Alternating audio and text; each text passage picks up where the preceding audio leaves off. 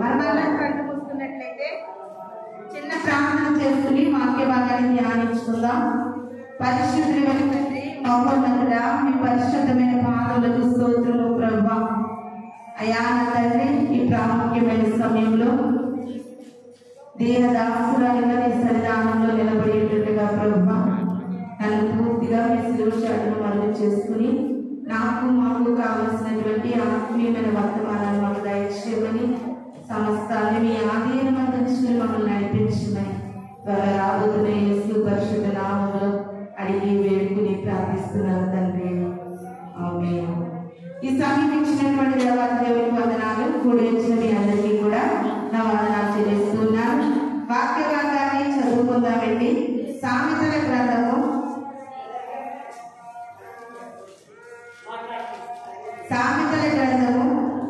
20వ అధ్యాయము 18వ వచనాన్ని చదువుకుందాం.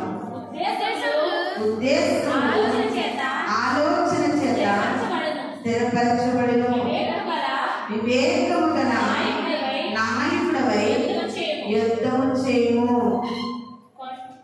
చాలా ప్రియమైనటువంటి దేవుని సంగమా, మహాజ్ఞాని అయినటువంటి సొలొమోను గారు ఒక చక్కటి మాటను మనం చదువుకున్నటువంటి 20వ అధ్యాయం 18వ వచనంలో రాయబడడం జరుగుతుంది. ఉద్దేశములు ఆలోచన చేత స్థిరపరచబడతాయి, వివేకము గల నాయకుడవై యుద్ధము చేయము. ఈ మాట బైబిల్ గ్రంథంలో దేవుని ఎడల ఆసక్తి కలిగి దేవుని కొరకు బ్రతికిన వారు ఈ మాటను పోలి జీవించిన వారు మనకు చాలా మంది కనబడతా ఉన్నారు. మన లోపల ఉన్నటువంటి ఉద్దేశముల వలన మన ఆలోచన ఏం చేయబడుతుందంటే స్థిరపరచబడుతుంది. చాలా సార్లు ఆలోచించండి, లోపల ఒక మనిషికి ఎటువంటి ఉద్దేశాలు కలిగి ఉన్నారో ఎవరికి తెలియదండి. మెయిన్ దేవుడు మనలో చూసేది ఏంటంటే మన ఉద్దేశం ఎలా ఉందో ఆయన మన హృదయాంతరంగాలను చూసి ఆ ఉద్దేశముల ప్రకారంగా మన జీవితాలను స్థిరపరుస్తాడు. బాగా ఆలోచించండి. ఎందుకంటే ఆ ఉద్దేశముల చేత మనకి ఏం కలుగుతుంది? ఆలోచన కలుగుతుంది. చాలా మంది తగిన సమయంలో తగినటువంటి ఆలోచనలు తీసుకోకపోవడం వల్ల, మనకి జరిగిన పరిస్థితులను బట్టి సరి అయిన ఆలోచన మనకు కలగకపోవడం వల్ల ఒక్కొక్కసారి మనం ఏమవుతా ఉంటామంటే అనుకోని సంఘటనల్లో పడతా ఉంటాం, అనుకోని పరిస్థితులు మనకి ఎదురవుతూ ఉంటాయి. దీని అంతటికీ గల కారణం ఏంటంటే మన యొక్క ఆలోచనలు ఒక మంచి మార్గంలో, లేకపోతే మనకి క్షేమాన్ని ఇచ్చే మార్గంలో, మనకి అవి ఎంతగా ఉపయోగపడేటట్లుగా మన ఆలోచన స్థిరపరచబడాలంటే ముందు ఏది మనలో మంచిగా ఉండాలంటే ఉద్దేశములు మంచిగా ఉండాలి. ఏం మంచిగా ఉండాలి? ఉద్దేశములు మంచిగా ఉండాలి. ఆ ఉద్దేశములు మంచిగా ఉంటే నాయకుడవై ఏం కలగాలంటే వివేకము గల నాయకుడవై అప్పుడు ఏం జరుగుతుంది? యుద్ధం జరుగుతుంది. ఆ యుద్ధంలో ఎవరైతే మంచి ఉద్దేశములు కలిగి బ్రతుకుతున్నారో వారు యుద్ధం చేసినప్పుడు వారికి ఏం కలుగుతుంది? విజయం కలుగుతుంది.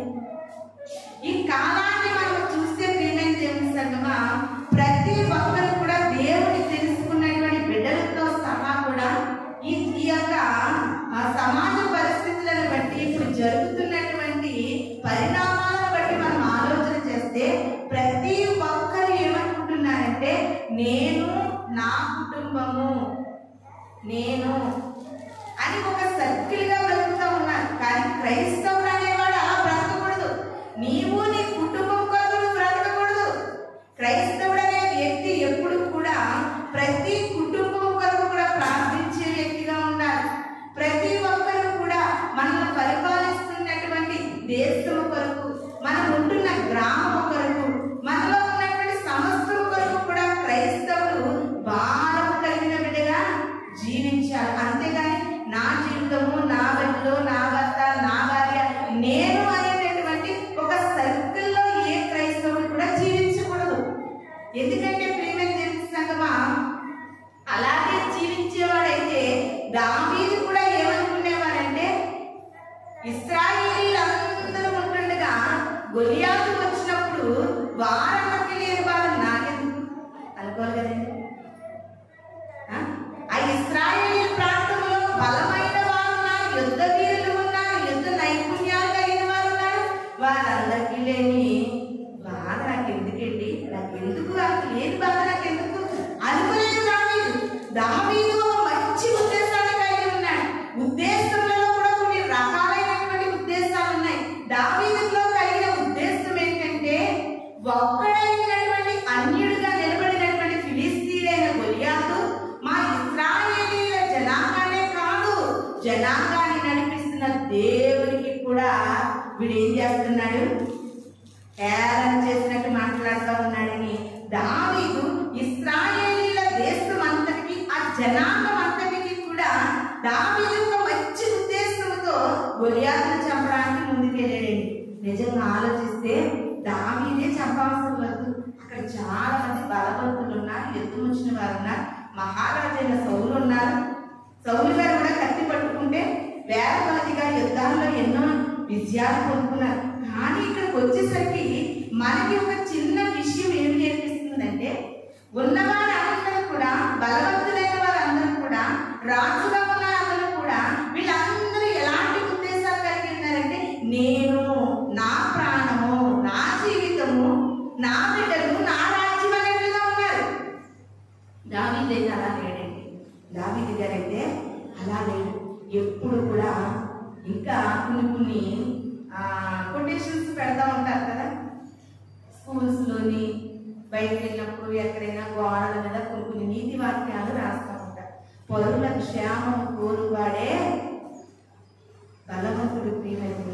పరుల క్షేమం కోరుకున్నవాడంటే తన క్షేమాన్ని తను తెచ్చుకుంటాడంట. అర్థమవుతుందన్నమాట. ఎప్పుడైతే నువ్వు పరుల క్షేమాన్ని కోరుకునే బిడ్డగా ఉంటావో దేవుడు నీకు క్షేమాన్ని అనుగ్రహిస్తాడు.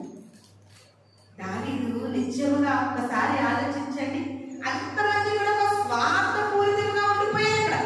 అయ్యో గొలియాతుని నేను చంపడానికంటే నేను చనిపోతాను కదా, నేను చనిపోతాను, వీళ్ళందరూ సుఖపడతారు. ఒకవేళ గొలియాతుని నేను చంపడానికి వెళ్ళి చనిపోతే నా భార్య కూడా అన్యాయం అయిపోతారు కదా, ఉన్నారందరూ బాగుంటారు, నాకెందుకండి ఈ బాధ అని అందరూ కూడా ఎవరి స్వార్థం కొరకు వారు ఆలోచించుకున్నారు. కానీ దావీదు ఉద్దేశం అలా లేదండి. అబ్బే నేను చనిపోయినా పర్లేదు, కానీ దావీదుకి ఒకే ఒక నమ్మకం, నేను చనిపోను, ఎందుకంటే జీవము గల దేవుడిని నమ్ముకున్నాను, నేను చనిపోను. ఇశ్రాయేలీలందరినీ భయపెడుతూ ఉన్నటువంటి ఆ గొలియాతు వరకు నేను యుద్ధం చేస్తానని మంచి ఉద్దేశం కలిగి ఆయన ఏం చేశాడండి, యుద్ధానికి బయలుదేరాడు. అదే చెప్తున్నారు ఇక్కడ, ఉద్దేశముల చేత ఆలోచన స్థిరపరచబడుతుంది. వివేకము గల నాయకుడుగా ఏం చేయాలి, యుద్ధము చేయాలి. వివేకము గల నాయకుడే యుద్ధానికి బయలుదేరాడు దావీదు. ఎందుకంటే దావీదు మనసులో, హృదయంలో ఉన్న ఉద్దేశము మంచిది. ఎలాంటి ఉద్దేశం అంటే, తన జీవితం ఏమైనా పర్లేదు కానీ ఇశ్రాయేలీలను రక్షించాలి, నా ప్రజలను రక్షించాలి, దేవుని జనాంగాన్ని రక్షించాలి, దేవుని బిడ్డలను రక్షించాలి అనేటటువంటి ఒక మంచి ఉద్దేశం దావీదులో ఉంది. ఇది నాని వాక్యం ఆలోచిస్తున్నటువంటి నీవు నేను కూడా ఇది నన్ను ఒకటి జ్ఞాపకం చేసుకోవాలి. దేవుని కొరకు బ్రతుకుతున్నటువంటి మన జీవితాలు ప్రియమైన దేవుని సంగమా, ఒకవేళ నీ ఇంటికే వేదన వస్తేనే కాదు కన్నీరు కార్చి ప్రార్థన చేయవలసింది. నీ బిడ్డలే వేదనలో ఉన్నారని కాదు, నీ కుటుంబమే శోధనలో ఉన్నదని కాదు కన్నీరు కార్చవలసింది. ఇలాంటి కుటుంబాలు ఎన్నో నలిగిపోతున్నాయని అందరి కొరకు నువ్వు ప్రార్థించగలిగితే దేవుడు నీకు క్షేమాన్ని కలిగిస్తాడు. హల్లెలూయా, హల్లెలూయా. ప్రతి క్రైస్తవుడు కూడా అయ్యో నేను పడుతున్నటువంటి వ్యాధి ఇంకా ఎంతమంది అనుభవిస్తున్నారో, నాదే వ్యాధి కాదు, ఈ వ్యాధితో నాలాగా బాధపడే వారు ఇంకా ఎంతమంది ఉన్నారని వారి కొరకు భారం కలిగి ప్రార్థన చేయగలిగితే దేవుడికి ఏమిస్తాడండి, క్షేమాన్ని ఇస్తాడు. ఎందుకంటే మన ఉద్దేశములు మంచివిగా ఉండాలి. మన ఉద్దేశములు నేను నా అనేటటువంటి స్వార్థము మనలో ఉండకూడదు. అందుకే అపోస్తలుడైన పౌలు గారు అంటున్నారు, దేవుని రాజ్యానికి అరుకులు కాని వారిలో ఒక పేరు ఉంది. ఎవరో తెలుసా? స్వార్థ ప్రియులు. ఏం రాశారంట? స్వార్థ ప్రియులు దేవుని రాజ్యానికి చేరరు. దేవుని రాజ్యానికి చేరరు ప్రియులు తెలుసా? నిజంగా దేవుని వాక్యాన్ని చేతబట్టుకుని దేవుని సేవ చేస్తున్నటువంటి అనేకమైన మిషనరీస్ వారి కుటుంబాల వరకు వారి వరకు బ్రతకలేదు ప్రియమైన దేవుని సంగమా. భారతదేశానికి వచ్చి భారతదేశంలో చీకటిలో జీవిస్తున్న ప్రజలకు వెలుగులు చూపించే 2 మిషనరీస్. నిజంగా అలనాడు మిషనరీసే ఈ లోకానికి రాకపోతే ఇది నాటి భారతదేశంలో స్త్రీలు చదువుకునేవారే కాదు. లేకపోతే భర్త చనిపోయిన స్త్రీలు బ్రతికి ఉండేవారే కాదు. ఇలాగ భారతదేశంలో ఒక సరైనటువంటి వైద్యశాల లేదు, ఒక సరైన కళాశాల లేదు, ఒక సరైనటువంటి అసలు పాఠశాల పేరే లేదు. దేవుణ్ణి ఎంతగానో నమ్ముకున్నటువంటి విలియం కేరీ అనేటటువంటి ఒక దైవ భక్తుడు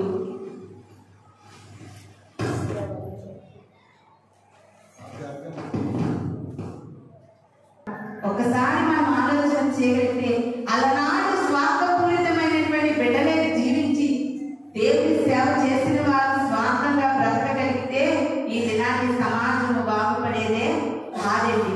వారు ఉన్నతమైన చదువులను ఉన్నతమైనటువంటి జీవితాలను వదులుకుని ఈ లోకంలో ప్రజల రక్షణ కొరకు ప్రజలను మంచిగా నడిపించడం కొరకు విలియం కేరీ అనేటటువంటి ఒక మిషనరీ దైవభక్తుడు ఈ యొక్క భారతదేశానికి వచ్చి ఆడపిల్లలు కంపల్సరీగా చదువుకోవాలనేటటువంటి ఒక చట్టాన్ని, అదేవిధంగా సతీ సహగమనం జరుగుతుంటే దాన్ని నిరోధించడం, బైబిల్ని తెలుగులోకి అధ్యయనం చేసి ప్రింటింగ్ చేయడం, ఇలాగ బైబిల్ని ఇంచుమించుగా కొన్ని భాషలలో తర్జుమా చేసి ప్రింట్ చేయడం, అనేక దేవుని వాక్యాన్ని చదువుకునేటటువంటి అనుకూలతను అందరికీ కల్పించడం, ఇలాంటివన్నీ చేసేది ప్రియమైన దేవుని సంగమా. ఎందుకు మీకు ఈ మాట చెప్తూ ఉన్నానంటే మనమందరము కూడా అనేక కుటుంబాల వరకు రోధించి వేదనతో ప్రార్థన చేయాలి. ఇది నాని అనేకమైన కుటుంబాలు విచ్ఛిన్నముగా మారిపోతూ ఉన్నాయి. అనేకమైన కుటుంబాలలో యవనస్తులైన బిడ్డలు చెడిపోతూ ఉన్నారు. యవన కాలంలో వారు పడిపోతూ ఉన్నారు, వారు పాడైపోతూ ఉన్నారు. యవన బిడ్డలు పాడైపోతున్నారని నీ బిడ్డల వరకు వేయడమే కాదు, ఇంకా అనేకమైన బిడ్డల వరకు మనము, అందుకే బైబిల్ అంటుంది రోధించే స్త్రీలను కనుగొనండి. ఏం చేయాలంటే రోధించాలి. దేవుని సన్నిధిలో నీ క్షేమం కొరకే, నీ భర్త మారాలనే, నీ భార్య మారాలనే, నీకు అవసరాలు తీరాలనే కాదు, అనేక జనాభం వరకు మనం రోధించే స్త్రీలుగా ఉండాలంట ప్రియమైన దేవుని సంగమా. రోధించే క్రైస్తవ బిడ్డలుగా మనము జీవించాలంటే, ఎందుకంటే అలాంటి మంచి ఉద్దేశం మనం కలిగినప్పుడు ఆటోమేటిక్ గా మన జీవితాలు కూడా మంచిగానే జరుగుతాయండి. ఎందుకంటే దేవుడు మన ఉద్దేశాలను చూస్తూ ఉన్నాడు. ఇంకొక మాట చూడండి, అదే సామెతల గ్రంథము 10వ అధ్యాయము, అదే సామెతల గ్రంథము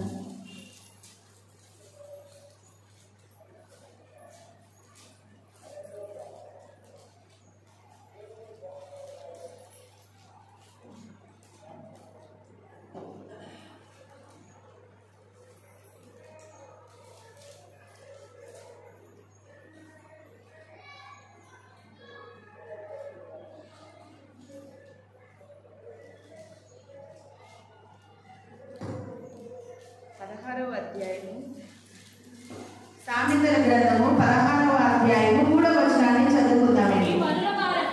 నీ పనుల భారము యెహోవా మీద ఉంచు, అప్పుడు నీ ఉద్దేశములు సఫలమగును.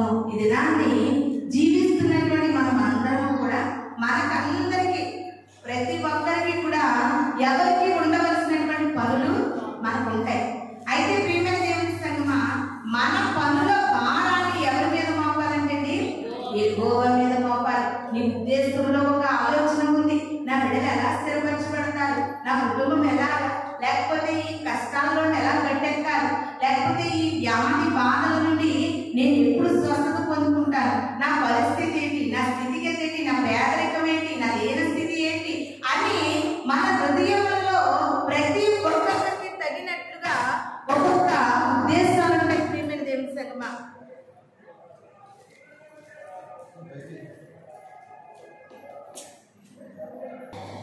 ఈ లోకంలో మనకందరికీ కూడా ఎన్నో పనులు ఉంటాయి, ఎన్నో ఉద్దేశాలు మనకు ఉంటాయి. ప్రియమైన దేవుని సంగమా, అయితే వాక్యం ఏమని సెలవిస్తూ ఉందంటే, నీ ఉద్దేశములు సఫలపరచబడాలంటే, నీ ఉద్దేశములు నెరవేర్చబడాలంటే, నీ ఉద్దేశములు జరగాలంటే ముందుగా మన ఉద్దేశములకు తగిన పనుల భారాన్ని యెహోవా మీద ఉంచాలి, యెహోవా మీద ఉంచాలి. ఒక అవివేకి అయినటువంటి ఒక వ్యక్తి చాలా బరువుని మోసుకుంటూ వెళ్తున్నాడంటే, చాలా నెత్తి మీద ఎంతో బరువు ఉంది, ఇంకా ఆ యొక్క గంపలో ఎంతో బరువు ఉంది. ఆ బరువుని మోయలేక మోసుకుంటూ వెళ్తున్నాడంట. అప్పుడు ఒక జాలి కలిగినటువంటి వ్యక్తి ఆ దారిన కారులో వెళ్తున్నాడంట. పాపం వయసు పెద్ద అతను, వయసులో చూస్తే పెద్దవాడు, మోయలేని బరువు పెట్టుకుని మోస్తున్నాడు. పోలే ఇలాంటి అతనికి మనం సహాయం చేయాలని కారు ఆపేసి, అయ్యా పెద్దయినా నువ్వు భారం మోయలేకపోతున్నావు కదా, నువ్వు ఎక్కడ దిగుతావు, నేను అక్కడ దించుతాను దారిలోని, నా కారు ఎక్కువ అన్నాడంటే. అంటే నీకు తెలివితేటలు లేవు, జ్ఞానం లేదు, సంపాదిస్తున్నాడు, ఈ లోకంలో అన్ని విషయాల్లో తెలివిగానే ఉంటున్నాడు. కానీ కొంతమందికి అవివేకత అనేది కొన్ని హృదయాలకు ఉంటుంది. ప్రియమైన దేవుని సంగమా, అయితే ఆ వ్యక్తి, అమ్మయ్య నడవలేకపోతున్నాను, కాళ్ళు నొప్పులు పడుతున్నాయి, నేను ఇక్కడ నడవలేని స్థితిలో ఉన్నాను, దేవుడే నా పరికి కారు పంపించాడు అనేసి కారు ఎక్కాడంటే. అలా కారు ఎక్కిన తర్వాత వెళ్తా ఉంటే అప్పుడు కారు ఎక్కించుకున్న అతను ఆ ఎదురుగా ఉండే గ్లాస్లో ఉన్నట్టు కొంత దూరం పోయిక చూశాడంటే. చూస్తే కారు ఎక్కి ఎక్కాడు కానీ బుర్ర మీద ఉన్న బరువు మాత్రం దించలేదంటే, కారులో పెట్టలేదండి, ఆ బరువుతోనే కూర్చున్నాడంట. అంటే అతను అనుకుంటున్నాడు కాళ్ళు నొప్పి పడుతున్నాయి కనుక కారు ఎక్కాలనే అనుకున్నాడు, కానీ కారు ఎక్కిన కదా కాళ్ళు నొప్పులే కాదు, బుర్ర మీద బరువు కూడా నేను సేద తీర్చుకోవాలనేటటువంటి జ్ఞానము ఆ వ్యక్తిలో లేదంటే. ప్రియమైన దేవుని సంగమా, ఇది చాలా సింపుల్గా ఉండేటటువంటి మాట మనకు కావచ్చు, కానీ క్రైస్తవ జీవితాలు కూడా ఇలాగే ఉన్నాయి. నా వరకుని నేను పోయాలా అనుకుంటున్నాను, కానీ దేవాది దేవుడు వాక్యం ఏమని సెలవిస్తుందంటే, నీ పనుల భారాన్ని యెహోవా మీద ఉంచాలి. ఎప్పుడైతే ఆయన నిన్ను మాట్లాడుతున్నాడో, ఎప్పుడైతే నిన్ను దర్శిస్తున్నాడో, ఇదిగో ప్రభువా నా కష్టం ఇదిగో, నా వేదన ఇదిగో, నా బాధ ఇదిగో, నా కన్నీరు ఇదిగో, నా బరువు ఇదిగో, నేను మోయలేకపోతున్నానయ్యా అని ప్రార్థనలో దేవుని సన్నిధిలో నువ్వు ఆయన మీద మోపాల విడిచిపెట్టాలి. ప్రియమైన దేవుని సంగమా, చాలా మంది ఏమనుకుంటున్నారంటే ప్రార్థనకి వెళ్ళడము, ప్రార్థించడము, పాటలు పాడము, దేవుని సన్నిధికి రావడము అంతే, కానీ వాక్యము కొంతమందికి అర్థం కాని స్థితిలో ఉన్నారు. ఇది నా దేవుడు నీతో నాతో మాట్లాడుతున్నాడు. నువ్వు ఏ బరువులైతే భరించలేకపోతున్నావో, చాలా మంది అంటారు నేను భరించలేనండి, ఇంకా నేను మోయలేనండి, నేను ఈ ఇంట్లో ఉండలేనండి, ఈ బిడ్డలతో నేను సాగలేనండి, ఈ బరువులు నాకు మోయలేనట్టుగా ఉన్నాయనుకుంటున్నారు. ప్రియమైన దేవుని సంగమా, దేవుడు నీ కోసం నా కోసం ఈ వాక్యాన్ని రాసి పెట్టాడు.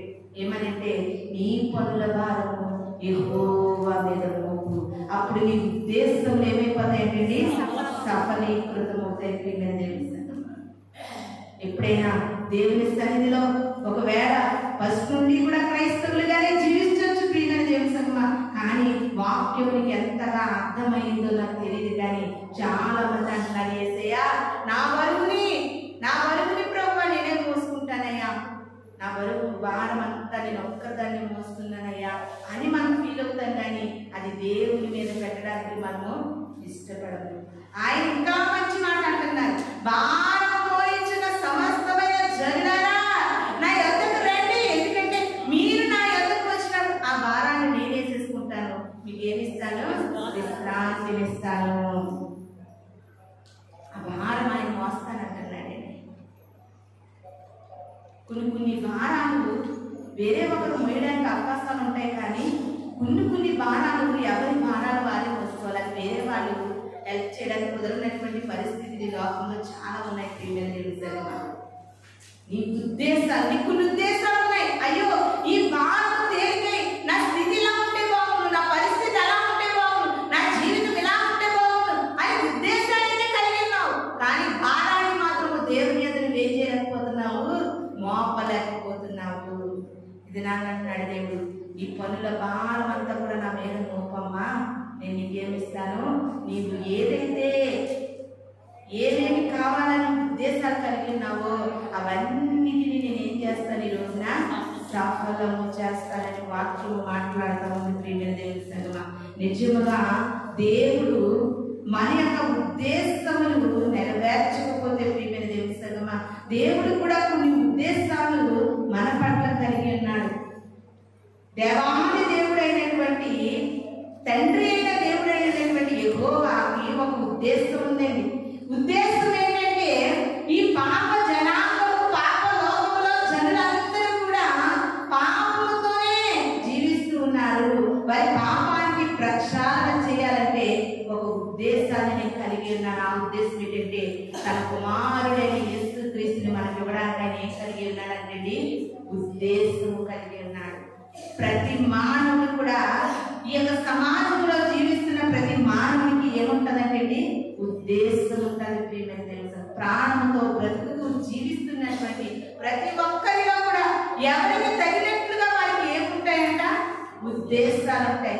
అలాంటివి ప్రతి ఉద్దేశము నెరవేర్చబడాలంటే, నీ ఉద్దేశములు నెరవేర్చబడి సఫలం చేయబడాలంటే నీ భారములు ఎవరిపై మోపాలి, దేవునిపై మోపాలి. చూడండి, తండ్రి అయిన దేవునికి కలిగిన ఉద్దేశాన్ని యెషయా భక్తుడు తెలియజేస్తా ఉన్నాడండి ప్రవచనం ద్వారా. 53వ అధ్యాయం 10వ వచనాన్ని చదువుకుందాం. అతని నలుగుకొట్టుటకు యెహోవాకు ఇష్టమైన ఆయన అతనికి వ్యాధి కలుగజేసెను. అతడు తనకు తానే అపరాధ పరిహార బలి చేయగా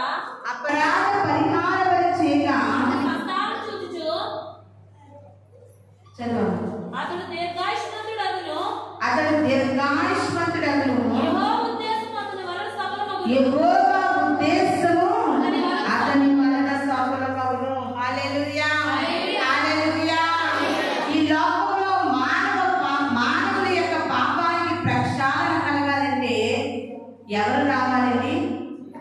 దేవాది దేవుడు, తండ్రి అయిన దేవుడు కుమారుని లోకానికి ఒక ఉద్దేశంతో పంపించారంటే, ఏ ఉద్దేశం అంటే, అయ్యా నువ్వు ఈ లోకానికి వెళ్ళు, అక్కడ జన్మించిన తర్వాత ఏనాడు సుఖం అనేది ఎదుగుక సంతోషము లేక, ప్రియమైన దేవుని సంగమా, దేవుడికి ఒకే ఒక ఉద్దేశంతో యేసుక్రీస్తు ప్రభువు వారిని లోకానికి పంపించారు. నశించిపోతున్న ఆత్మలను అనేకులను రక్షించడానికి దేవుడు తన కుమారుని ఒక ఉద్దేశంతో పంపిస్తే కుమారుడు నెరవేర్చారా లేదా?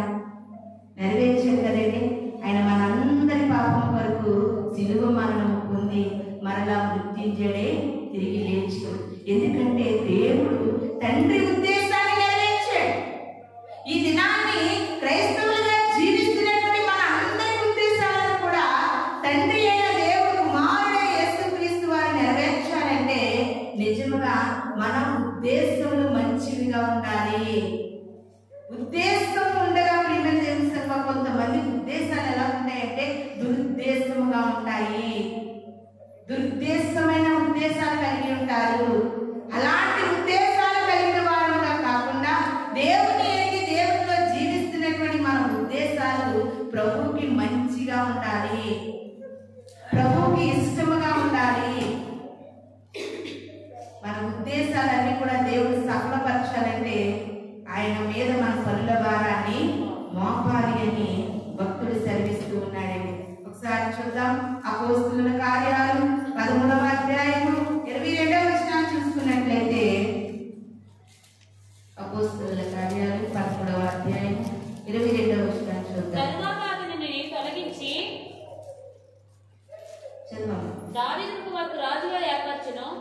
తరువాత అతనిని తొలగించి దావీదును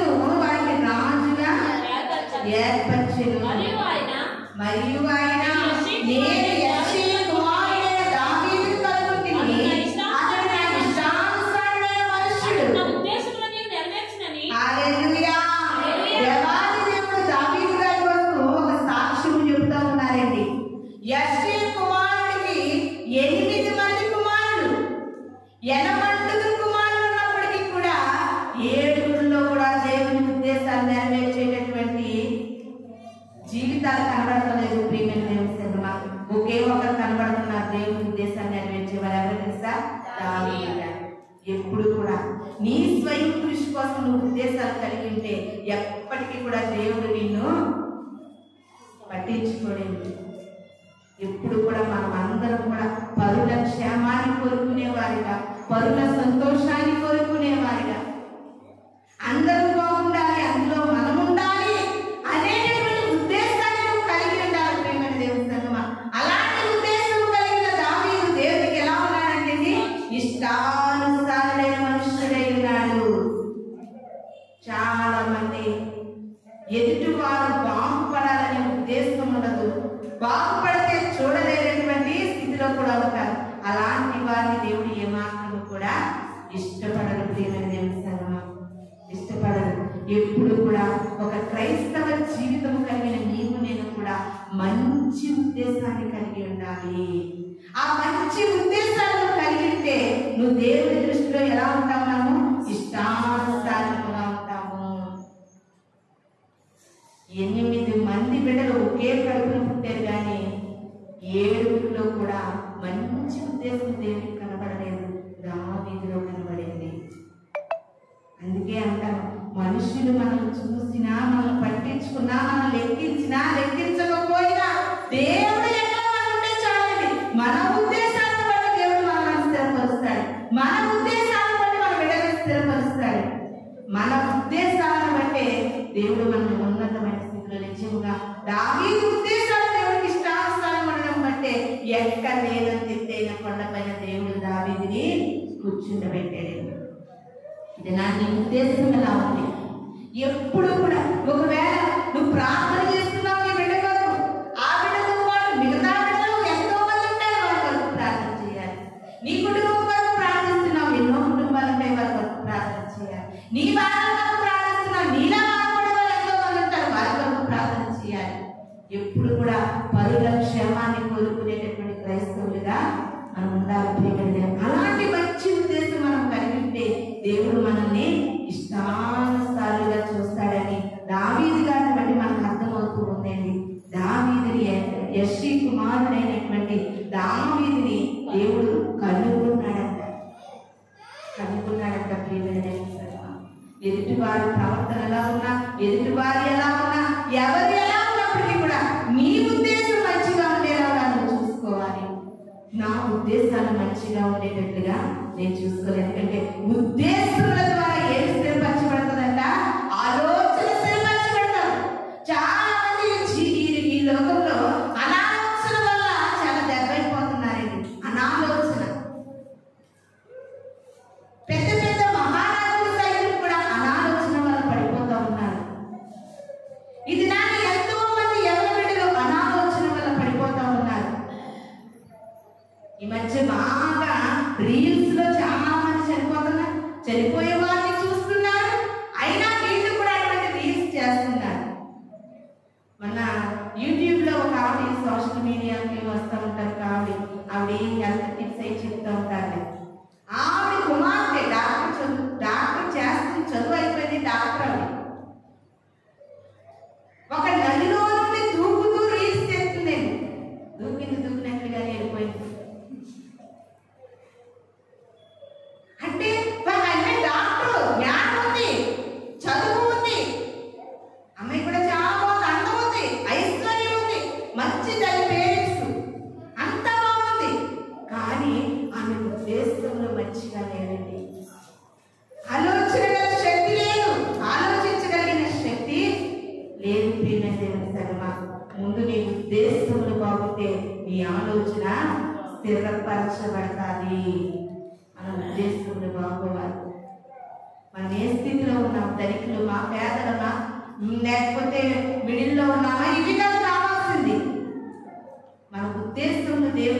స్థిరత్వంగా ఉంటే మన ఆలోచనలను ఆయన ఏం చేస్తాడంటే స్థిరపరుస్తాడు. ఒక వాక్యాన్ని చదువుకుందాం. ఇర్మియా గ్రంథము 29వ అధ్యాయము 11వ వచనాన్ని చదువుకుందామండి. ఇర్మియా గ్రంథము 29వ అధ్యాయము 11వ వచనం. నేను మిమ్మల్ని గూర్చి ఉద్దేశించిన సంగతులను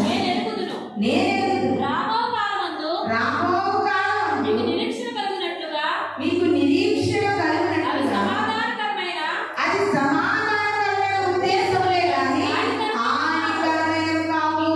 ఇదే యెహోవా వాక్కు. హల్లెలూయా, హల్లెలూయా.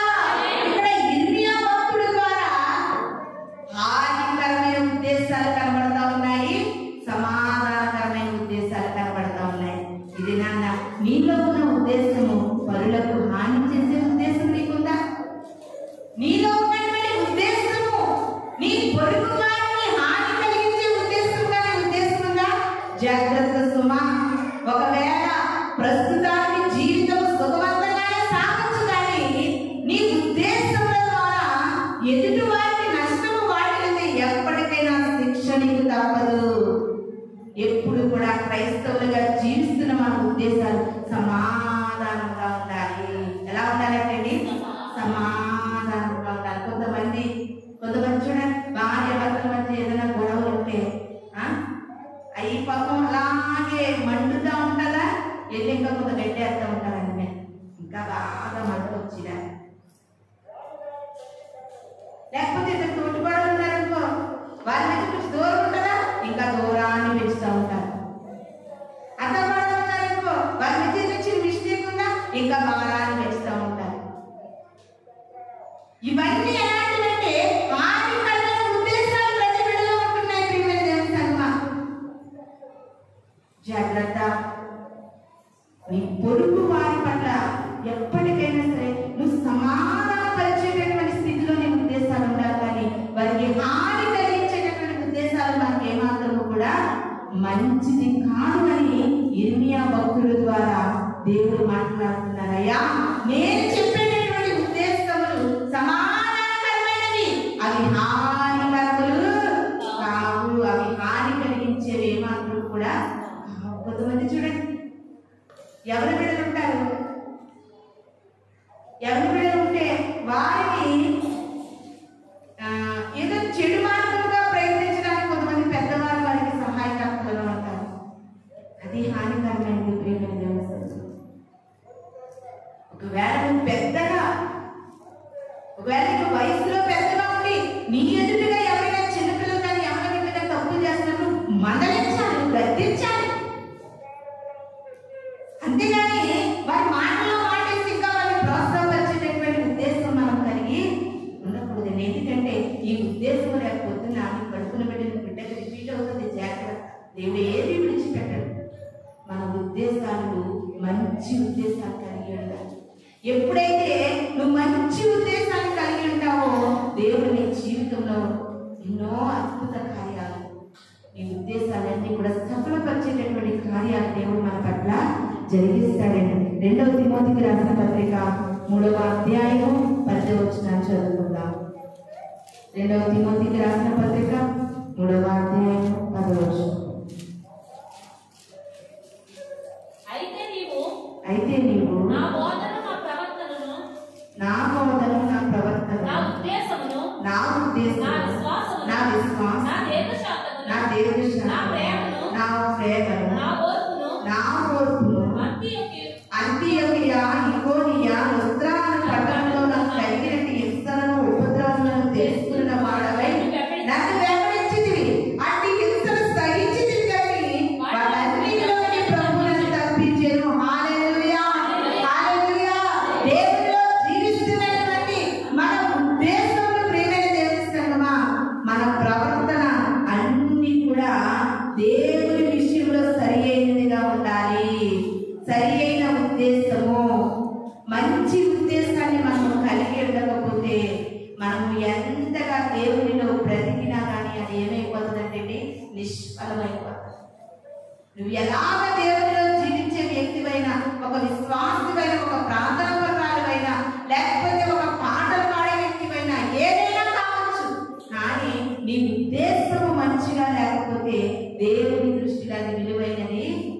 నాకు ప్రియమైన దేవుని సంగమా. అదే రీతిగా ఇంకొక మాట చూద్దాం. సామెతల గ్రంథము 15వ అధ్యాయము 22వ వచనం చదువుకుందామండి. సామెతల గ్రంథము ఆలోచన చెప్పువారు లేని చోట ఉద్దేశములు వ్యర్థమగును. హల్లెలూయా, హల్లెలూయా. ఒక్కొక్కసారి నీలో ఉన్నటువంటి ఉద్దేశములు నెరవేర్చబడాలంటే నీకు ఎవరు ఉండాలంటే ఆలోచన చెప్పేవారు ఉండాలంట. దేవుని నిజముగా మనం మనసారా దేవుని ప్రార్థించగలిగితే ఏదైనా పరిస్థితుల్లో పొజిషన్లో మనం ఉన్నప్పుడు మనకి దేవుడు ఎవరో ఒకరి ద్వారా మంచి ఆలోచన చెప్పి మనం ఏం చేస్తాడంటే బలపరుస్తాడు, మంచి ఐడియా ఇస్తాడు. మనకి ఒక ఐడియా ఏం చేస్తుందంట, జీవితాన్ని మార్చేస్తుందంట యాడ్. కానీ దేవుడు ఇచ్చేటటువంటి ఐడియా ద్వారా మన కుటుంబాలు స్థిరపరచబడతాయి, మన బిడ్డలు స్థిరపరచబడతారు, మన సంఘము స్థిరపరచబడతారు, మన పరిచర్య స్థిరపరచబడతారు. ఆలోచన చెప్పేవారు ఉండాలి. ఒక్కొక్కరు ఏం చేస్తారంటే నేను అనుకున్నదే, నేను పట్టుకున్న కుందేలుకే ఎన్ని కాళ్ళు, 3 కాళ్ళే ఉంటాయి. కుందేలు 3 కాళ్ళు అన్నాడు, కానీ కుందేలు 4 కాళ్ళు ఉంటాయా? మోకద్దంగా మాట్లాడతారు కొంతమంది. కాదు ప్రేమ తెలుసా, నీకు ఆలోచన చెప్పేవారు దేవుడిలో ఎవరైతే దేవుని ప్రతినిధులుగా బ్రతుకుతున్నారో వారి ఆలోచన నీకు ప్రాముఖ్యమైనది. వెంటనే దావీదు గారు పరుగు సమూయేలు గారితో ఏమడిగేవారండి, ఆలోచన అడిగేవారు. యుద్ధానికి వెళ్ళాలా వద్దా, ఈ ఉద్దేశం మంచిదా కాదా. వెంటనే కడుపులో యేసుక్రీస్తు ప్రభు వారు కడుపులో ఉండగానే మరియా గారి వెంటనే ఎవరి దగ్గరికి పోయింది, ఎలిజబెత్ దగ్గరికి పోయింది. దేవుని బిడ్డలైన వారి దగ్గరికి వెళ్ళి ఆలోచన అడగాలి. సరి అయిన ఆలోచన చెప్పేవారు లేకపోతే ఉద్దేశాలు తలక్రిందులైపోతాయి. కొంతమంది అన్ని నాకే తెలుసు, నా ఆలోచనే గొప్పదని ముందుకు అడుగులేసి నష్టపోయేవారు ఎంతమంది మనకి కనబడతా ఉన్నారు. జాగ్రత్త, నీ ఉద్దేశంలో నెరవేర్చాలంటే ఆలోచన చెప్పేవారు ఉండడం నీకు ముఖ్యం. ఇంకా ఇప్పుడు పర్లేదు, కానీ ఇంకా మన చిన్ననాటి టైంలో ఏముండేదంటే పెద్ద వారి దగ్గరికి వెళ్ళి ఆలోచన తీసుకునేవారు. అమ్మా ఈ శుభకార్యం చేస్తున్నాను, దేనికి ఎంత ఖర్చు అవుతుంది, ఏది ఎలా చేయాలి, ఏమి చేయాలి, ఏది అన్ని ఒక ఆలోచన తీసుకునేవారు. ఆలోచన తీసుకోవడం నాకు మంచిది.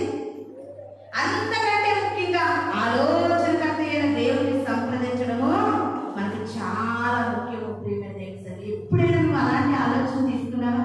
దేవా, నేను ఈ పని చెయ్యాలనుకుంటున్నాను, ఇలా మాట్లాడాలనుకుంటున్నాను, ఇలా ఉండాలనుకుంటున్నాను, లేకపోతే ఒక వ్యక్తి దగ్గరికి వెళ్ళి నేను ఈ విషయాన్ని అడగాలనుకుంటున్నాను, ఇది చెయ్యాలనుకుంటున్నాను, నీ ఆలోచన ఏంటి, నన్ను నడిపించు, నీ ఆలోచనలో నన్ను నడిపించు, అప్పుడు నా ఉద్దేశములు నెరవేరుతాయి. చూడండి, నిజంగా ఈ మాటలు రాసింది మహాజ్ఞాని అయినటువంటి సొలొమోను గారు. ప్రియమైన దేవుని సంగమా, ఎంత చక్కటి మాట రాశారో చూడండి, ఎంత చక్కటి మాట. ఆలోచన చెప్పువారు లేని చోట ఉద్దేశములు వ్యర్థమగును, ఆలోచన చెప్పువారు బహుమంది అనేలా ఉద్దేశములు దృఢపరచబడును.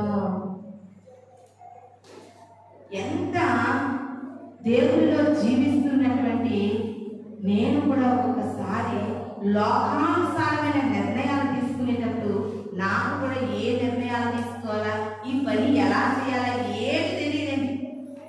అప్పుడు నేను కంపల్సరీగా ఆలోచన అడుగుతాను, ఇలా చేయాలి, దీన్ని ఎలా చేయాలి, ఇది చేయడం మంచిదా కాదా, ఎవరో దేవుడు నాకు బయలుపరుస్తాడు.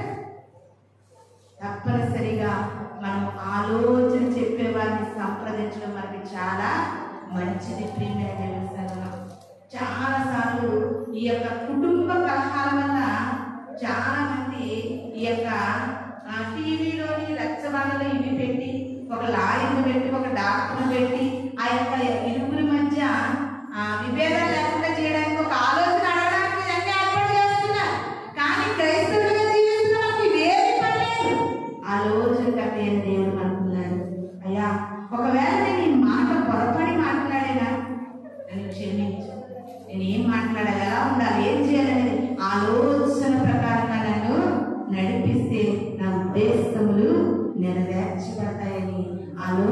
అయిన దేవుని మనం సంప్రదించడము ముఖ్యమే. అంతేకా దేవుడు ఎవరో ఒకరి ద్వారా నీకు ఆలోచన చెప్తాడు. ఆయనే దిగొచ్చాడు నీ దగ్గరికి, ఆయనే దిగొచ్చాడు. ఎందుకమ్మా ఈ పని చేయాలి ఏం చేయాలంటే దేవుడే ఎవరో ఒకరి ద్వారా మనకి ఆలోచన చెప్తాడు. ఎందుకండి అంతా నచ్చినటువంటి బిలాముకి గాడిద ఆలోచన చెప్తుంది.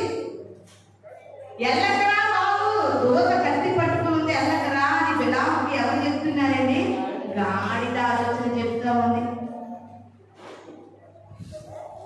ఇది నాని తప్పనిసరిగా మన ఉద్దేశంలో నెరవేర్చబడాలంటే నాకు నేనే మోనార్కనన్నట్టుగా మనము జీవించకుండా ప్రతి విషయంలో కూడా మన ఉద్దేశం సఫలీకృతం అవ్వాలంటే మనకు ఆలోచన చెప్పే దేవుని సంప్రదించాలి. ఆ దేవుడు ఎవరో ఒకరి ద్వారా మనకి ఆలోచన కలిగిస్తాడని ఇది నాని ప్రభు మనతో మాట్లాడుతున్నారు. లాస్ట్ ఇంకొక మాట చూసుకుని మనం ముగించుకుందాం. యాకోబు పత్రిక 3వ అధ్యాయము 4వ వచనాన్ని చదువుకుందామండి. యాకోబు పత్రిక 3వ అధ్యాయము 4వ వచనము. వాడలను కూడా చూడండి, అవి ఎంతో గొప్పవై పెద్దాలను కొట్టుకుని పోబడిన వాడ నడుపువాని ఉద్దేశము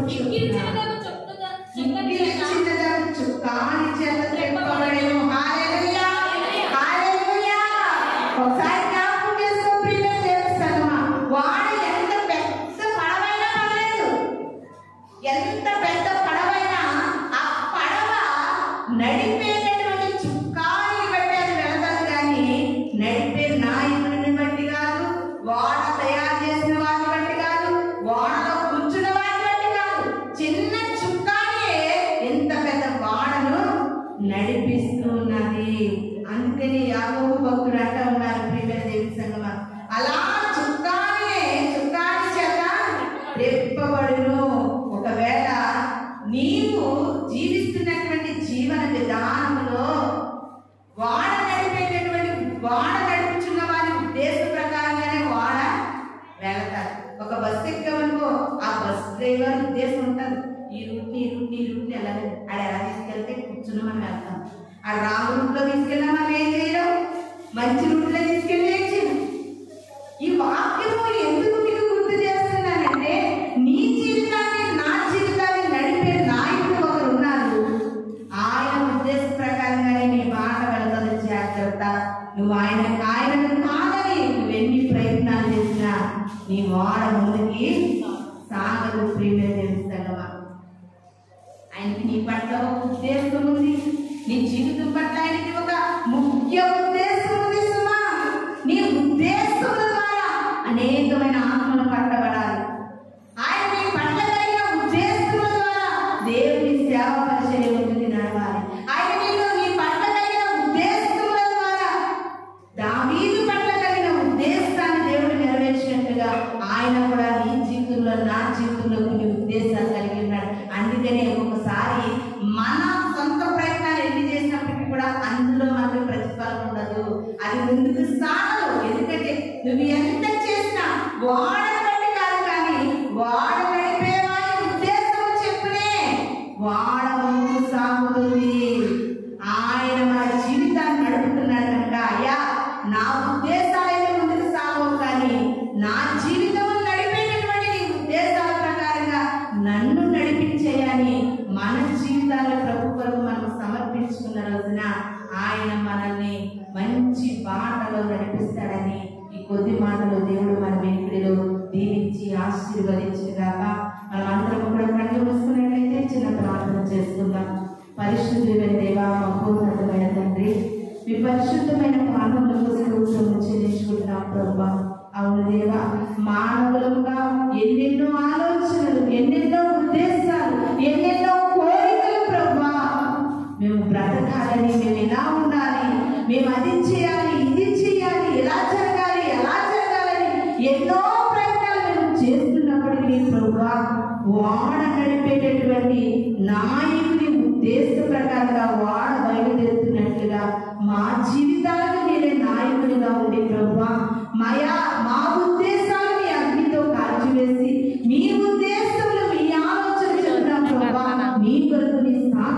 మమ్మల్ని నడిపించమని విన్న వాక్యము ప్రతి హృదయంలో నీరు కట్టి ఫలింపచేయమని వాళ్ళ రాబోతున్న యేసు పరిశుద్ధ నామంలో అడిగి వేడుకుని ప్రార్థిస్తున్నాను తండ్రి. ఆమేన్. మీ అందరికీ వందనాలు.